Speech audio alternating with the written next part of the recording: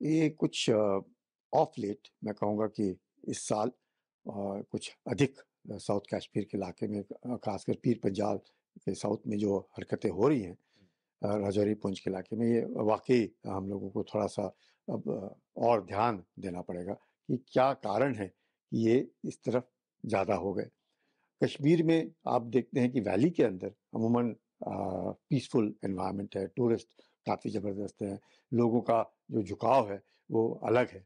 तो ये जो बॉर्डर का इलाका है, ख़ासकर पाकिस्तान के नज़दीक का सटा हुआ इलाका है, फॉरेस्टेड इलाका है, बहुत जंगल हैं उधर, थोड़े पहाड़ी ज़्यादा है, वुडेड एरिया है।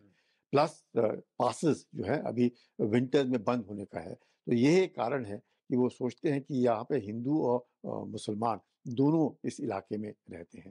तो मुझे लगता है कि पाकिस्तान की तरफ से ये हर बार इस वक़्त वो शायद सोचते होंगे कि वो अब कुछ नहीं कर पा रहे हैं घाटी के अंदर। तो अब जो साउथ कश्मीर में और ख़ासकर जब ये इलाका जो पिछले 15-20 साल से शांत रहा और अब अचानक एब्रोगेशन ऑफ आर्टिकल 370 के बाद इस इलाके में हम कुछ अधिक हरकत देख रहे हैं और जिस प्रकार से एम्बुश हो रहे हैं। पिछली 1 महीने पहले 2 कप्तान भी मारे गए और 3 उसमें भी जवान शहीद हो गए। तो ये जो वारदात है, मुझे लगता है हम लोगों को थोड़ा-सा अपने आप को भी अब नई सोच के साथ अपने को भी इस इलाके में देखना पड़ेगा कि कैसे हम लोग अपने आप को एम्बुश से बचा सकें। इलाका वाक़ई बहुत-बहुत कठिन है। हालाँकि सर हमारे आर्मी के जवान ने पुलवामा की तर्ज पे आर्मी के जो व्हीकल्स हैं उस पे हमला होना, ये कितनी बड़ी ये देखिए ये ऑनगोइंग ऑपरेशन था।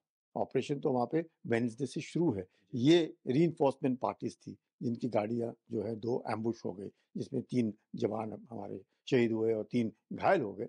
ये मुझे लगता है कि कई बार ये कहना बड़ा मुश्किल है कि गलती हो गई या क्या है। ऐसे नहीं है, वाक़ई अगर आप उस इलाके में जाएँ, बहुत ही कठिन इलाका है। लेकिन इलाका कठिन है, फॉरेस्टेड है, अपना पाकिस्तान से सटा हुआ है, वहाँ से वो आतंकी आ रहे हैं। लेकिन अब हम लोगों को एक अपनी जो सोच है, वो थोड़ी बदली करनी पड़ेगी और इस इलाके में भी थोड़ा रीडिप्लॉयमेंट ट्रुप्स का होने के कारण भी हो सकता है उसका फ़ायदा उठाने की कोशिश कर रहे हैं। प्लस वहाँ पे हाइब्रिड वॉरफेयर यानी कि दिन के वक़्त वो जो वहाँ पे जो बकरवाल हैं या जो गुज्जर हैं, वो भी अगर किसी के साथ मिल गए, तो इस तरह के वारदात करेंगे, उसके बाद अपने मैं कहूँगा जानवरों के साथ घूमते मिलेंगे। तो वो इस तरह के वो हरकतें खबर हासिल करने में ये हो जाते हैं।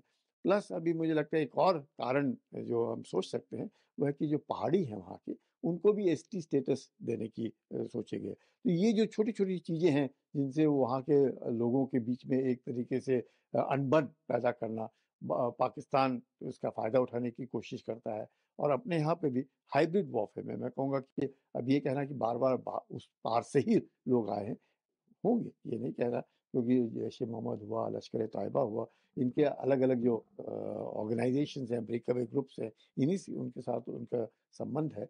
लेकिन कुछ भी हो, पाकिस्तान जो है हर हमेशा आतंक फैलाएगा, इसमें कोई शक नहीं है। इलाका पाकिस्तान से सटा हुआ है, इसमें भी कोई शक नहीं है। इलाका बहुत खराब है, बहुत ही मैं कहूँगा मुश्किल है इस इलाके में, मौसम बहुत ही खराब हो रहा है। इसके बावजूद भी हम लोगों ने यकीन करना है कि अब हम लोगों को सोचना पड़ेगा कि किस प्रकार से इस तरह के एम्बुश से हमें अपने आप को बचाना है और आतंकियों को मारना है।